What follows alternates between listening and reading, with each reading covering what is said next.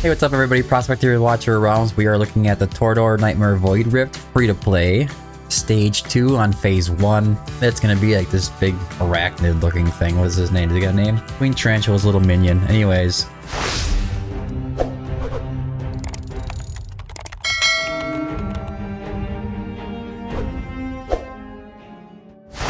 Looking at the guide. She's gonna be there, standing over here again. She's not gonna actually come forward and actually fight or anything. But the Scythe of Doom, oh that's the guy, Scythe of Doom.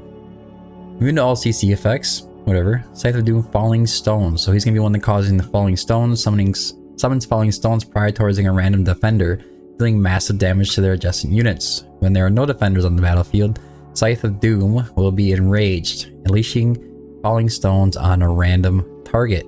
Recommended heroes is 2 defenders, 2 magic dealers, and 2 single target DPS heroes. I'm gonna say you could probably just bring 1 single target DPS hero, and I would also say you should probably bring like 2 or 3 healers. It's a little easier, especially for free to play and limited to mostly epics.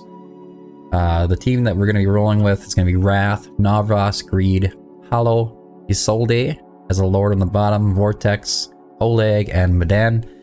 There's also going to be poisons in this match, and she's going to be mostly in there just to cleanse out those poisons.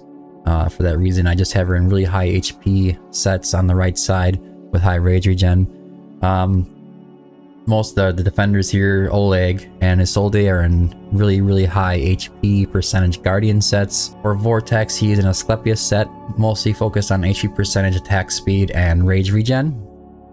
And Hollow's going to be in a Invigoration set, focused on attack percentage, attack speed, and rage regen. Greed and Navras, if you've been kind of paying attention to most of these Void Rift videos, he's going to be in the Soulbond set. Priority is going to be attack.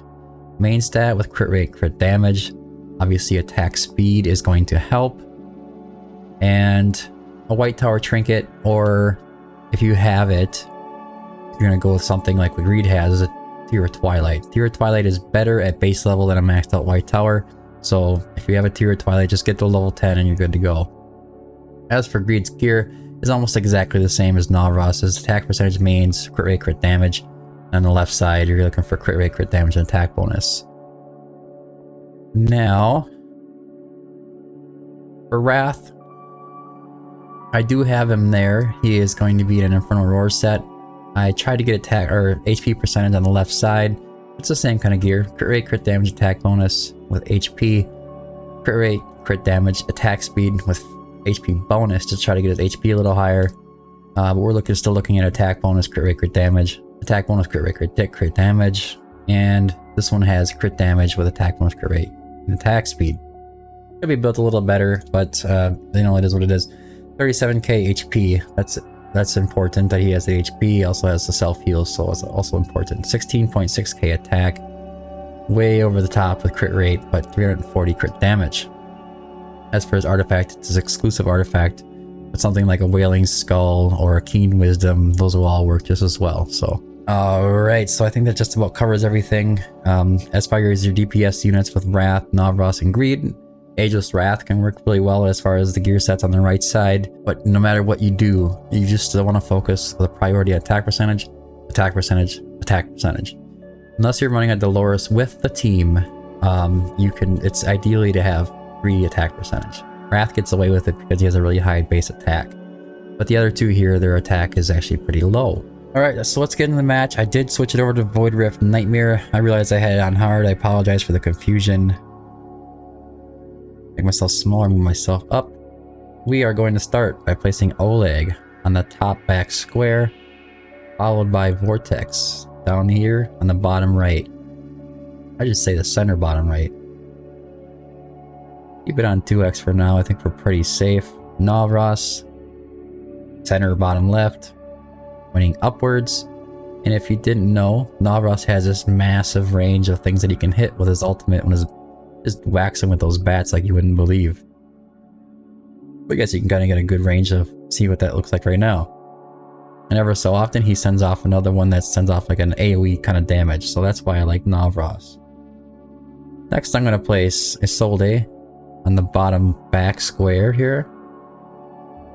And we are going to get Medan into the picture. She's there mostly for cleanses. The healing is also nice. And for now, I'm going to put hollow down, pointing forward. Activate Navras as soon as you can. Now, the first falling stones are coming to start to hit, and as soon as they do, we're going to activate Isolde. Actually, there's a second round, but Isolde when it's on the bottom, and when they hit on the top, we're going to activate Oleg. The reason is because the heroes around them gain physical and magical damage reduction when their ultimates are active. So, very important to activate that at the right time. We're going to also hit Vortex to help with the extra shields for survivability. Now we're going to place Greed on the top center left, pointing down, and as soon as you can, we are going to put Wrath right in front of Oleg up there. Hopefully he survives the hits. Well, he didn't, but that's okay. If he doesn't survive them, then you just gotta wait for Navras to take him out. You could put Wrath in higher HP kind of gear. Alternatively.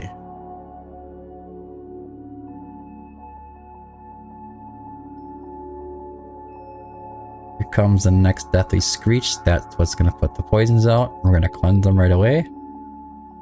Thank you, Madan.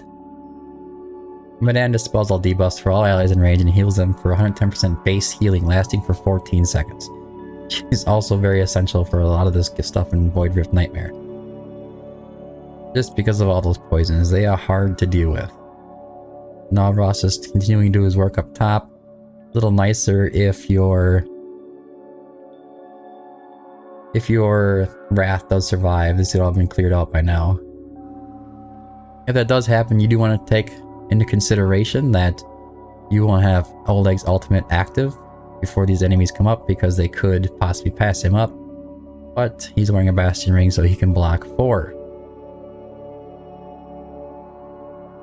Navras and Greed doing work. I'm going to place Wrath down here right away. Alright, you're down to 10 more.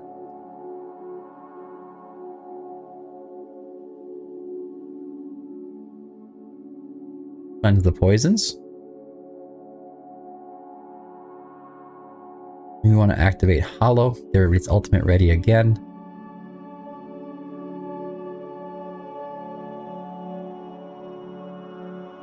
Here comes some more falling stones. They're going to hit up top. That means we're going to have to activate Oleg and Vortex when that happens. Here they come. Well, the boss is going to come forward on the bottom here. He's going to start wanting to attack Wrath, and when he does, we're going to activate Isolde's ultimate, because that also activated applies block increase, physical damage reduction, and magic damage reduction to all allies in the skill range. And if his ultimate's not active, that's when you want to activate Isolde's. Go ahead and hit Navras whenever it's ready. We're going to hit Isolde. See, it didn't work. Wasn't fast enough. That's okay, Isolde can hold her own down here. And Greed and Navras will do what they do.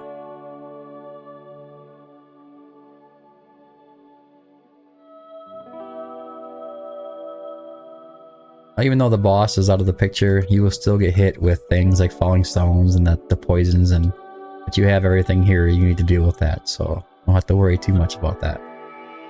Put on 2x, we're just gonna get this boss done with. As Navras is ready, he should finish him off. There you go. Mission accomplished. Free to play. Void Rift Nightmare. Anyways, that's it for the video. Thanks for tuning in. I hope you found it helpful. If you did, don't forget to like and subscribe. Also, join the Discord. It's down in the description below. I have this all organized in the Discord and the server. If you can't figure out which stage you're having issues with, this will help you find that stage, and I have them all labeled, and the videos will be underneath them as well. Anyways, thanks for tuning in. Until next time, keep digging.